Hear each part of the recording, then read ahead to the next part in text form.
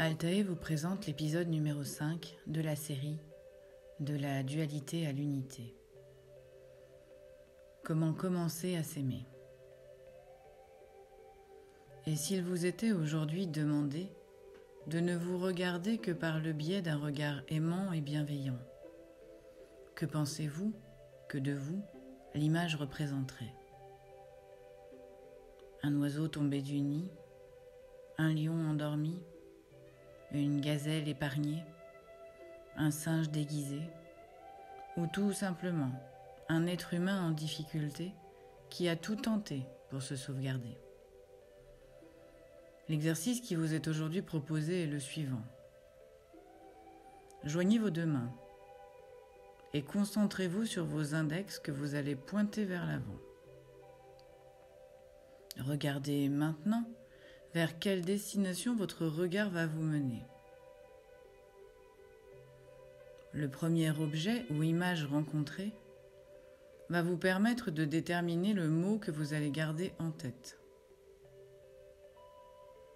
Maintenant que cela est fait, je vous propose de fermer les yeux, rentrer en intériorité et imaginez la douceur d'un caramel dans votre bouche.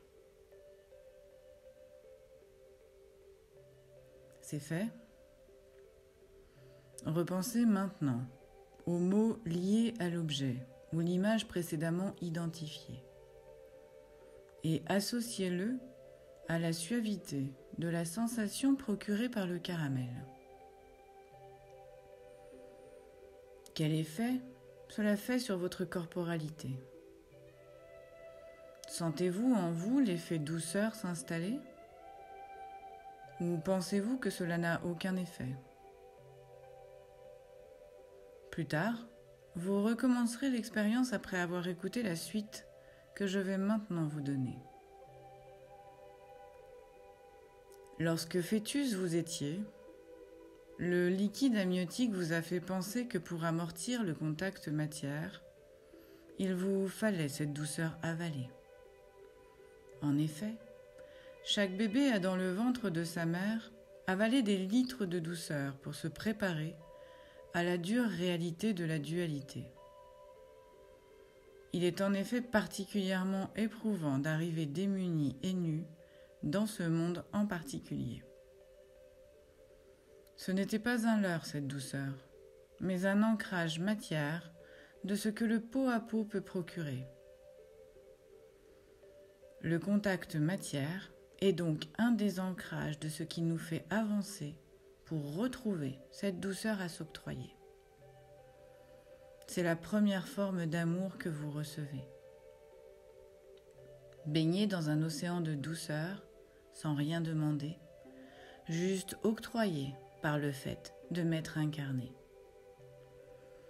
En circuit fermé, vous bénéficiez donc de ce qu'il y a de plus précieux, une intimité qui plus est protégée par une boisson sucrée. Royal au bar, diraient certains.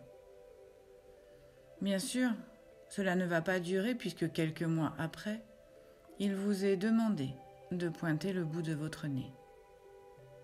Et vous naissez. Raide est l'arrivée, qui par l'étouffement peut commencer.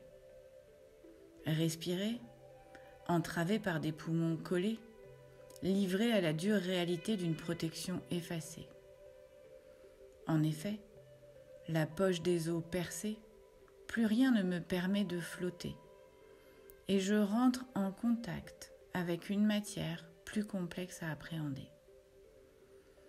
Cette sensation de douceur ancrée fait alors place à la difficile réalité d'un corps à s'approprier. Lorsqu'à la naissance, l'amour, la tendresse, la douceur viennent pour vous accompagner, un sentiment de sécurité se greffe et la transition est assurée. Si par contre, la déception, l'amertume, l'abandon ou la séparation viennent accompagner vos premiers souffles, alors la vie est synonyme de rejet dès votre arrivée. L'amour donné ou enlevé détermine dès votre naissance votre façon de l'appréhender. Il est bien sûr évident que l'émotionnalité a déjà été ancrée par les vibrations ressenties pendant la grossesse. Mais là n'est pas le sujet.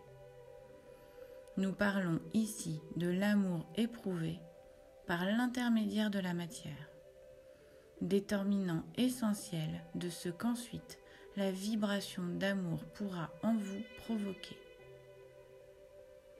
En 2 mots s'il en est, vous êtes conditionné à votre arrivée par le regard porté, mais surtout par la vibration générée par le toucher. C'est cette vibration qui pourra ancrer, non pas déterminer, mais ancrer la façon dont vous aurez envie d'être aimé. Et vous l'avez compris, pour vous aimer, il vous faut comprendre pourquoi vous ne vous aimez pas. Suite au prochain podcast, le numéro 6, intitulé « Et si tu détricotais ta brassière, qui crois-tu que tu verrais ?»